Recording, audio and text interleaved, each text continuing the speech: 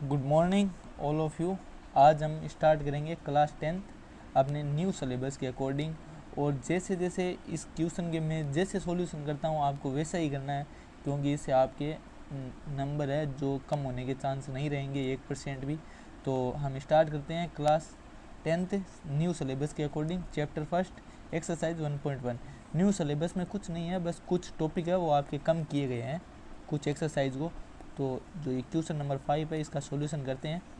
पहले आप इसे क्या एकदम अच्छे से रीड करना है। Check whether 6 raise to n can end with the digit of 0 for any natural numbers. ये क्वेश्चन ये बोलना चाहता है कि आप ये बताओ कि 6 की पावर जो n है ना, यहाँ मैं एक बार शॉर्टली आपको बताता हूँ कि ये जो 6 की पावर n है, ये n की जगह में कुछ भी रखूँ तो क्या ये है 0 डिजिट से इसका एंड होगा क्या। जैसे n की पावर में 1 रखूँ तो 6 की पावर 1 मीन्स क्या होता है 6, देन ये 0 से एंड नहीं हुआ। ऐसे ही मैं n इजिकल टू 2 रखूँ तो 6 की पावर 2, 6 मल्टीप्लाई बाई 6 क्या हुआ 36, देन ये 0 से इसका एंड नहीं हुआ। ऐसे ही अपन 6 की पावर 3 के लिए, 4 के लिए, ऐसे आगे से आगे अपन करते जाएंगे।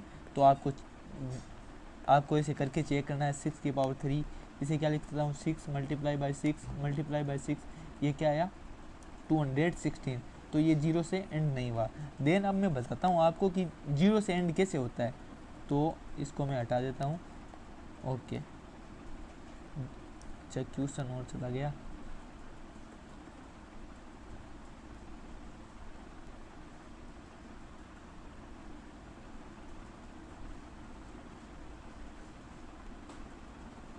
अच्छा, कोई भी नंबर है जो 0 से एंड तभी होगा जब उस नंबर के फैक्टर 5 मल्टीप्लाई बाई 2 होंगे।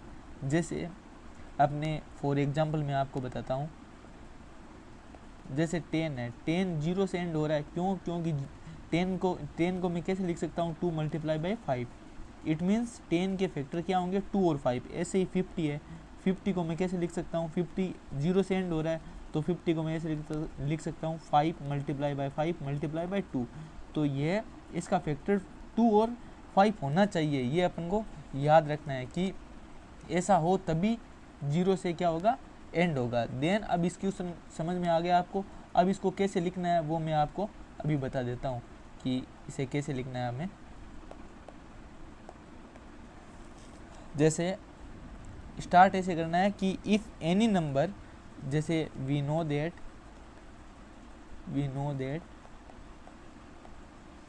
कि if any number and with 0 and with the digit 0, अगर कोई भी नंबर 0 से एंड होगा तो उसमें क्या होगा those number will be multiple of 10, या तो 10 का मल्टीपल होगा या क्या होगा उसके फैक्टर 2 एंड 5 होंगे। तो ये आप लिख सकते हो कि then those number will be multiple, those number multiple of 10, या तो 10 का मल्टीपल होगा और क्या हो सकता है कि that number have 2 factors, that number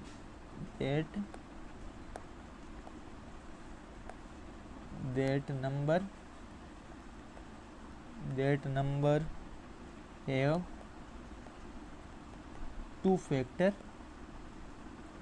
कौन कौन से 2 एंड 5, उसके 2 फैक्टर होंगे 2 और 5 होंगे। एग्जाम्पल मैंने आपको 50 का और 10 का बता ही दिया है। तो हम अब इसका देखते हैं। जैसे अपने गिवन क्या है 6 की पावर n, तो मुझे पता है कि 6 इक्वल्स टू 2 इंटू 3 होता है। तो मैं इसे ऐसे लिख सकता हूँ, I can write it as 2 multiply by 3 की पावर n। देन अब मुझे ये पता है कि इस नंबर में 2 तो है लेकिन 5 नहीं है, इस कारण ये किसका, ये 0 से एंड नहीं होगा, क्योंकि 2 के साथ में 5 होता तभी ये 0 होता। ऐसे ही मैं अभी मैंने करके भी बताया था 6 की पावर 1 क्या होता है 6, 6 की पावर 2 क्या होता है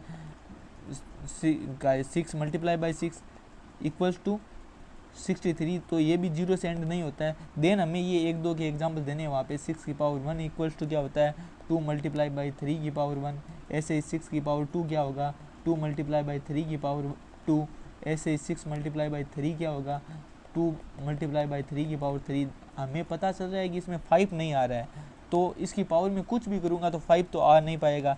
देन इसके कारण हमें पता है कि 5 नहीं होगा, देन ये 0 से एंड नहीं होगा। तो आप ये लिख सकते हो इट कैन बी ऑब्जर्व्ड, हमने ऑब्जर्व किया है, it can be observed that 5 is not in prime factorization, किसके, 6 के, प्राइम फैक्टराइजेशन ऑफ 6 की पावर n। सो इसलिए 6 की पावर n कैन नॉट या can't and with the digit of 0, digit 0 for any natural number, for किसी भी natural numbers के लिए क्या नहीं होगा कि 0 की पावर n जो नंबर होगा वो 0 से एंड नहीं होगा, for any natural number n। Okay, ये क्वेश्चन आपको ऐसे ही कंप्लीट करना है, ये वाला पार्ट नहीं लिखना है आपको, ये और ऐसे ही आपको करना है, जिससे क्या है कि आपका पूरा एकदम इसे सही माना जाएगा। Okay bye, take care. अगला क्वेश्चन अपन करेंगे अपनी अगली क्लास में। Thank you so much.